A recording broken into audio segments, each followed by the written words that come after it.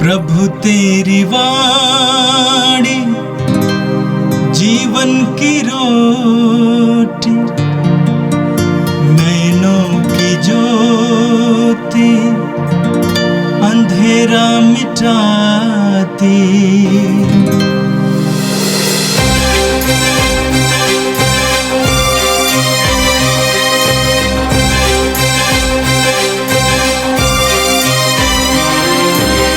प्रभु तेरी वाणी जीवन की रोटी, नैनों की ज्योति अंधेरा मिटाती।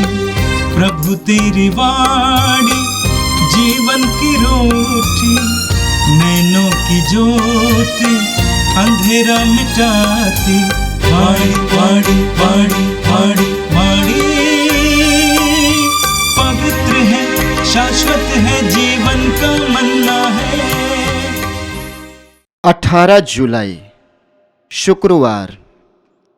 पहला पाठ निर्गमन ग्रंथ अध्याय 11 वचन संख्या 10, अध्याय 12 वचन संख्याएं 1 से 14 तक।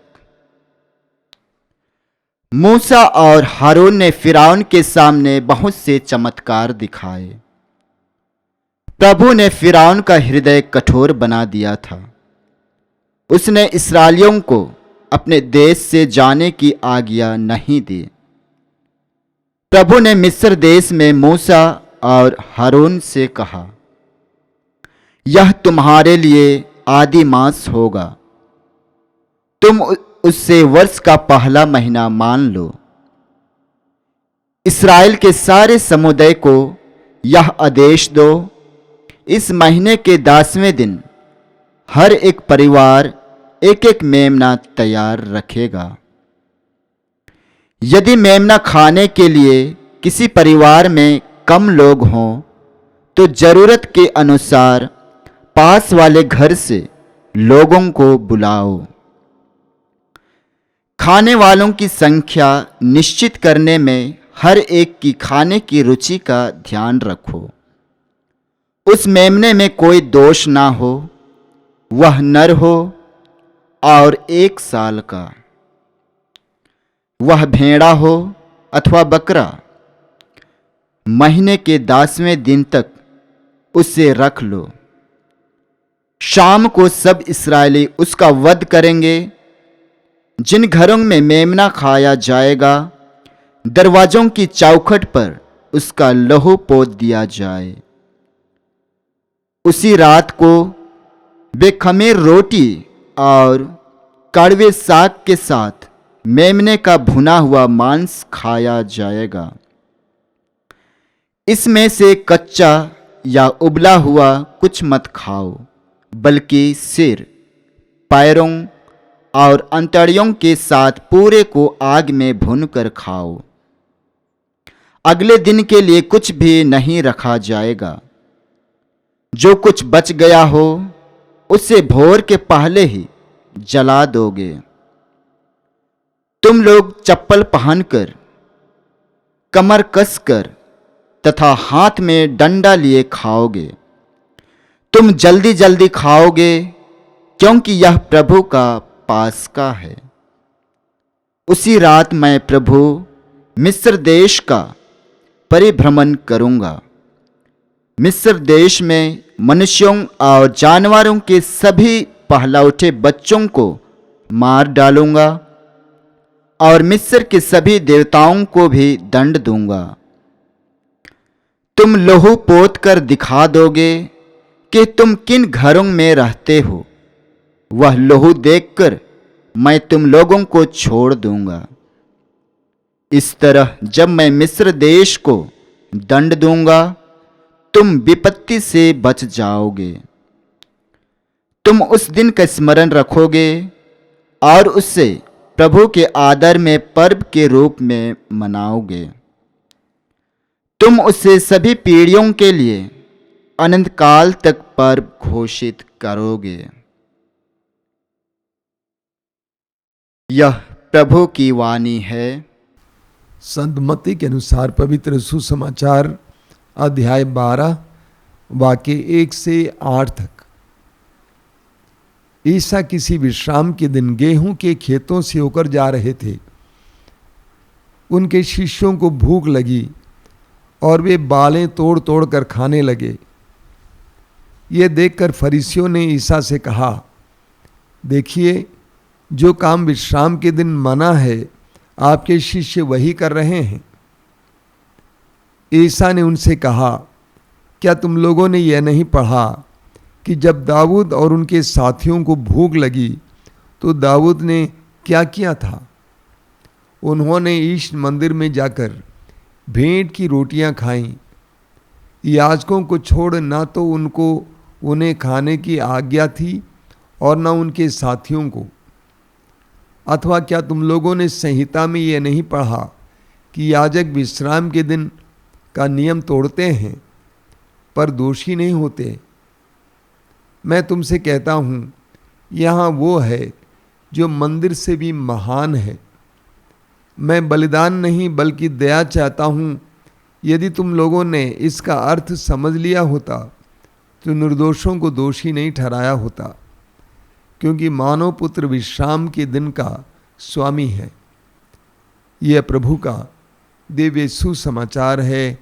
ख्रिस्त प्रभु की जय। मेरे प्रिय भाई और बहनों, आज का पहला पाठ निर्गमन ग्रंथ के अध्याय 11 और 12 से लिया गया था। ईश्वर ने अपनी प्रजा इस्राएलियों को मिस्र की गुलामी से छुड़ाने के लिए मूसा और हारून को फ़िरौन राजा के पास भेजा, मिस्र के राजा फ़िरौन के पास।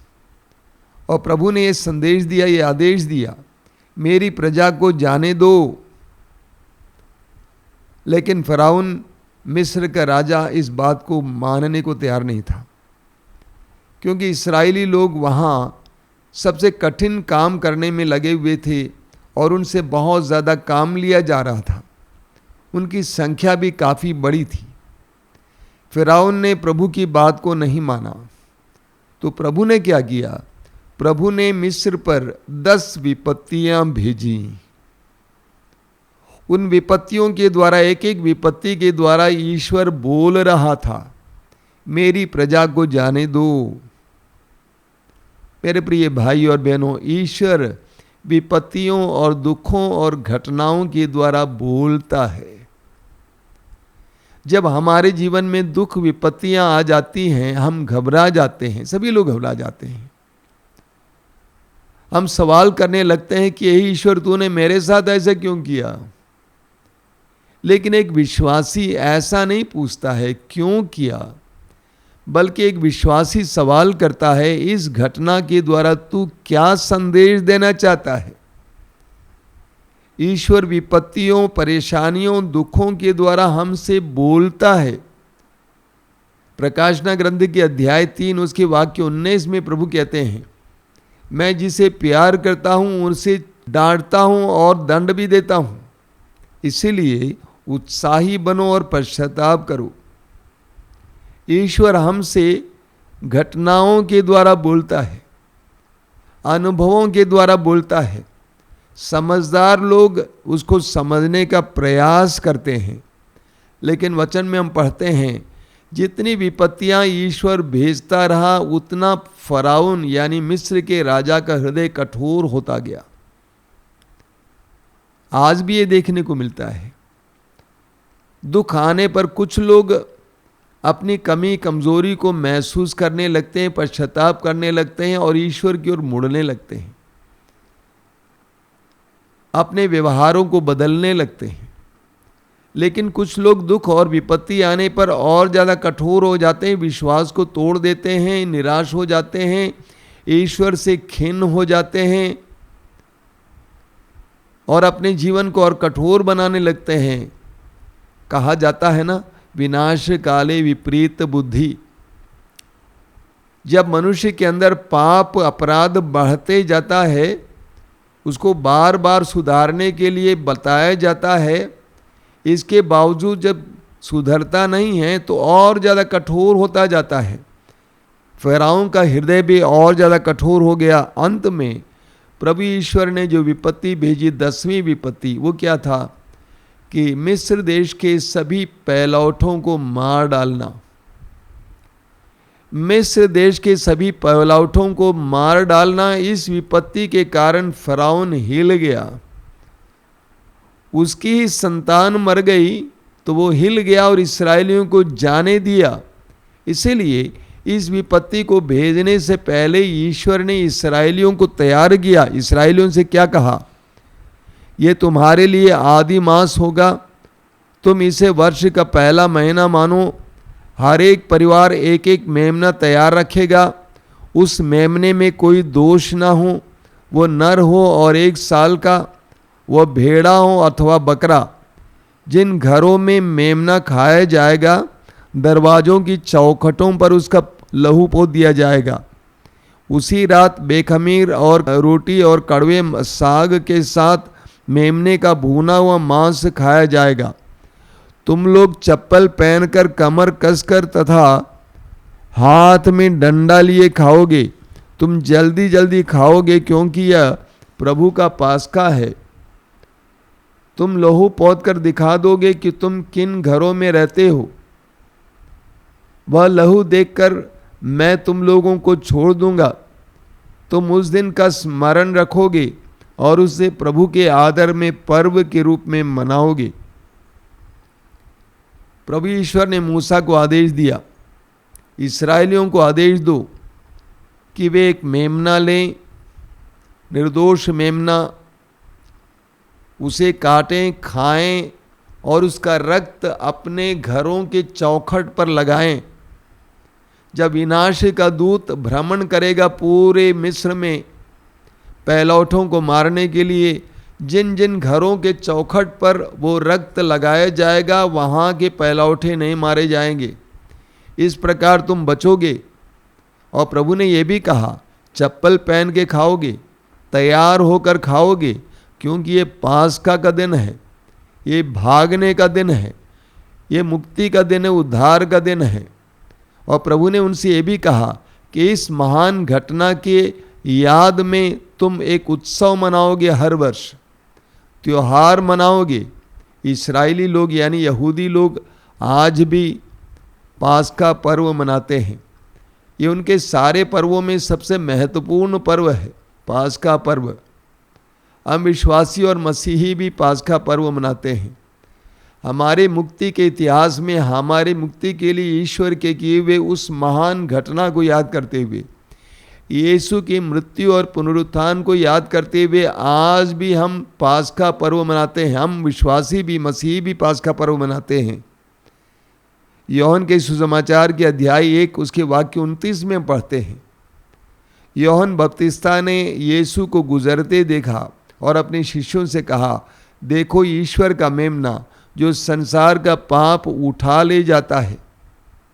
प्रभु यीशु को वो मेमना बताया जाता है जिसने हमारे लिए अपने रक्त को बहाया, जिसके रक्त के द्वारा हमें उद्धार मिला। पहला पेतरुस अध्याय 1 वाक्य 18 और 19 में पेतरुस कहते हैं, आप लोगों का उद्धार सोना चांदी जैसे नश्वर वस्तुओं की कीमत पर नहीं हुआ है, बल्कि एक निर्दोष तथा निष्कलंक मेमने अर्थात मसीह के मूल्यवान रक्त की कीमत पर हुआ है। यहूदी लोग उस घटना को याद करते हुए, यानी मिस्र देश की गुलामी से उनके छुड़ाए जाने की घटना को याद करते हुए आज पास्का पर्व मनाते हैं। हम मसीही और विश्वासी लोग आज हमारे मुक्ति के उस महान कार्य यीशु की मृत्यु और पुनरुत्थान को याद करते हुए पास्का पर्व मनाते हैं। मेरे प्रिय भाई और बहनों, ईश्वर सतत हर मनुष्य को बंधन और पाप से छुड़ाने के लिए तैयार है, तत्पर है। और ईश्वर हम में से हर एक के दरवाजे पे खटखटाते रहता है, चाहता है कि हम दरवाज़ा खोलें और उनको आने दें। हमारे जीवन में जो बंधन है टूट जाएं, हम बुराई से भलाई की ओर, ईश्वर के मार्ग की ओर आ सकें। ईश्वर सतत हमारी मुक्ति के लिए कार्यरत हैं। हम ईश्वर को साथ दें, सहयोग दें। और आज का सुसमाचार मत्ती के सुसमाचार के अध्याय 12 से लिया गया था। वचन में आपने सुना, ईसा किसी विश्राम के दिन गेहूं के खेतों से होकर जा रहे थे। उनके शिष्यों को भूख लगी और वे बालें तोड़ तोड़ कर खाने लगे। यह देखकर फरीसियों ने ईसा से कहा, देखिए, जो काम विश्राम के दिन मना है आपके शिष्य वही कर रहे हैं। प्रभु ईश्वर के दिए हुए 10 नियमों में से एक नियम है प्रभु का दिन पवित्र रखना। यहूदियों के लिए प्रभु का दिन शनिवार था। हम लोग रविवार को प्रभु का दिन मनाते हैं। यहूदियों के लिए शनिवार का दिन प्रभु का दिन था, विश्राम दिन था। और उस दिन यहूदी लोग कोई भी काम नहीं करते हैं, कुछ भी नहीं करते हैं। उस दिन ईश्वर के लिए समर्पित दिन है। उस दिन ईश्वर का ग्रंथ पढ़ना, ईश्वर में लीन होना, ये यहूदियों का नियम है, आज भी है। प्रभु यीशु यहूदी थे, प्रभु यीशु के सारे शिष्य भी यहूदी थे, और इसीलिए यहूदी नियमों का उल्लंघन करना गलत माना जाता था। आज के सुसमाचार में आपने देखा, यीशु अपने शिष्यों के साथ गेहूं के खेत से होकर जा रहे थे। शिष्यों को भूख लगी और उन्होंने बालें तोड़ ली और उसको मसल कर गेहूं खा लिए। फरीसियों ने कहा कि आपके शिष्य ऐसा क्यों करते हैं, आपके शिष्य क्यों आज काम करते हैं। उन्होंने इसको काम कहा। क्यों काम कहा? सबसे पहले बालें तोड़ना फसल काटने के बराबर है। उनके दृष्टि में वो फसल काटना हुआ, और हाथ में मसलना दौरी करने के बराबर है। आप जरा सोचिए, उसको काम बताया जाता है। इसके द्वारा आप समझ सकते हैं कि यहूदी लोग कितने कट्टर थे, नियम के कट्टर थे, और कितना पाखंड था उनमें। प्रभु यीशु ने जवाब में क्या कहा? प्रभु यीशु ने जवाब में कहा कि क्या तुम लोगों ने यह नहीं पढ़ा कि जब दाऊद और उनके साथियों को भूख लगी तो दाऊद ने क्या किया था? उन्होंने ईश मंदिर में जाकर भेंट की रोटियां खाईं। याजकों को छोड़ ना तो उन्हें खाने की आज्ञा थी और ना उनके साथियों को। हम सामुएल के पहले ग्रंथ के अध्याय 21 में उसके वाक्य 1 से 7 में पढ़ते हैं। दाऊद अपने साथियों के साथ साउल से भाग रहा था। मार्ग में उन्होंने मंदिर देखा, मंदिर में प्रवेश किए। उन सबको भूख लगी थी। उन दिनों मंदिर में प्रभु की उपस्थिति की रोटी रखी जाती थी। तो उन्होंने याजकों से पूछा कि कुछ है यहाँ खाने के लिए? याजक ने कहा, पुरोहित ने कहा कि उपस्थिति की रोटी है। दाऊद ने कहा, हमें दीजिए, हम लोग खाना चाहते हैं, हमें भूख लगी है। दाऊद ने और उन साथियों ने प्रभु के मंदिर में रखी हुई रोटियों को खा लिया। प्रभु यीशु फरीसियों के उस कट्टरता को तोड़ना चाह रहे थे। आगे प्रभु ने क्या कहा? आगे प्रभु ने कहा, मैं तुमसे कहता हूं, यहां वो है जो मंदिर से भी महान है। मंदिर क्या होता है? मंदिर ईश्वर का निवास स्थान है। मंदिर ईश्वर का निवास स्थान है। मंदिर में हम ईश्वर की उपस्थिति पाने के लिए जाते हैं, प्रार्थना करने के लिए जाते हैं। प्रभु यीशु कहते हैं यहाँ जो है वो मंदिर से भी महान है। यीशु मंदिर से भी महान है क्योंकि यीशु स्वयं ईश्वर है। यीशु स्वयं ईश्वर है, ईश्वर का पुत्र है। वो मंदिर से भी महान है। आगे प्रभु यीशु कहते हैं, वचन में लिखा हुआ है, मैं बलिदान नहीं बल्कि दया चाहता हूं। यदि तुम लोगों ने इसका अर्थ समझ लिया होता तो निर्दोषों को दोषी नहीं ठहराया होता।